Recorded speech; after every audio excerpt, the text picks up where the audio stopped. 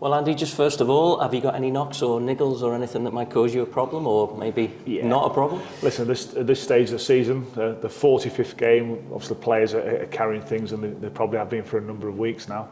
But yeah, whichever team takes the field for us tomorrow is prepared, is ready, and we're ready to try and do what we've done for the previous 11 games, and that is try and win our next game.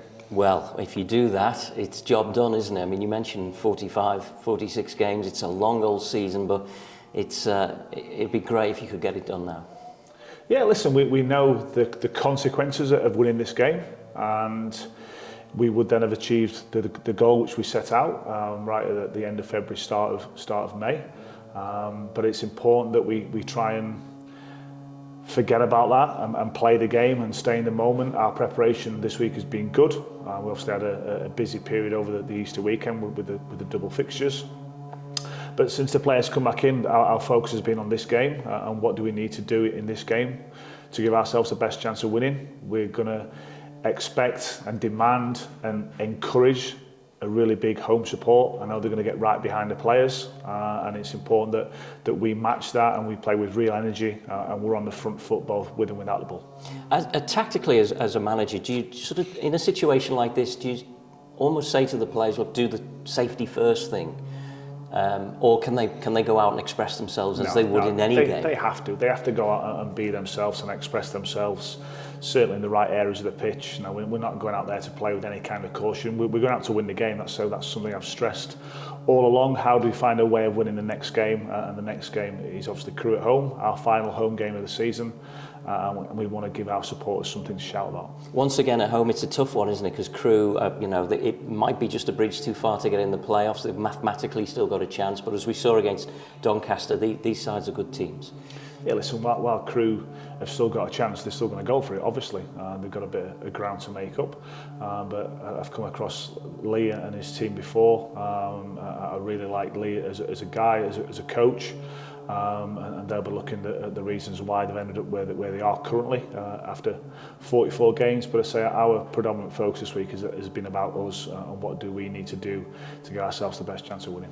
Putting the ball in the back of the net would help, wouldn't it? That's got to be one of the big things you're looking at. But defensively, a clean sheet against Barrow, again, that must have pleased you. Yeah, certainly on the back of the fixture against Doncaster as well. We've collected, I think, 5 clean sheets now in the 11 games. So certainly when you've been beat 3-0 at home, and in the end it probably could have been a few more with the amount of transitions they had towards the end of the game. It's important that we went back to basics in terms of our defending as a group, not just the defenders and the goalkeeper, and made ourselves really hard to beat. And that always starts from the front and the energy we need from the front players. But yeah, delighted in terms of that clean sheet at Barrow. I thought we restricted them to hardly anything, certainly in our own box. I think they had a shot in the first half which Luke saved, and I would expect him to make that save. So yeah, we have to build on that resilience which we showed at Barrow in terms of our work out possession and produce real high energy and press really aggressively at the right moments, and so get the crowd really involved in the game from the first whistle. And then when we get possession, we want to try and play what we're trying to do. We want to recycle a ball and play forward whenever we can and break through lines and produce end products and say get our crowd, our fans up on the feet and encouraging the players and, as you say, trying to find a way of scoring goals. How good was it to have Tom Davis back, not just as a player at the back but as captain as well? How important is it to have the captain out on the pitch in this kind of situation?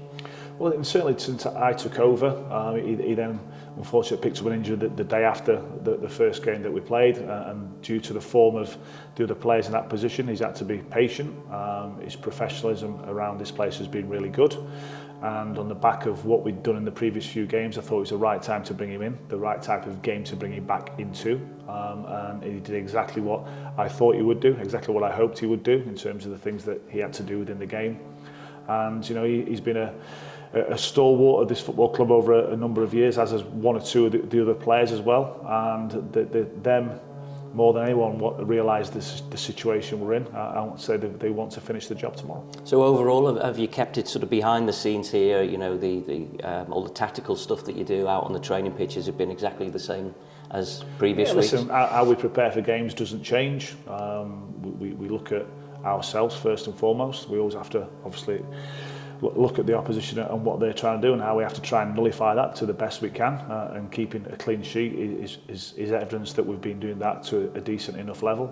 But so we know that winning tomorrow's game, to win you've got to score a goal. So we've been looking at say our work in the final third and how we attack and who we attack with and the numbers we get into the box, etc., etc. And there's so many things which contribute towards us winning a game of football. Per se, it's important that we try and just focus on that process of how we try and win.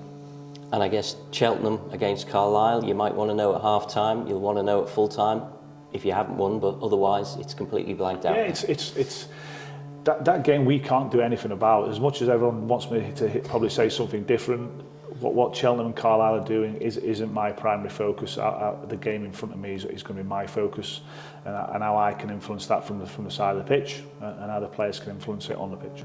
Best of luck, thank you. Thank you.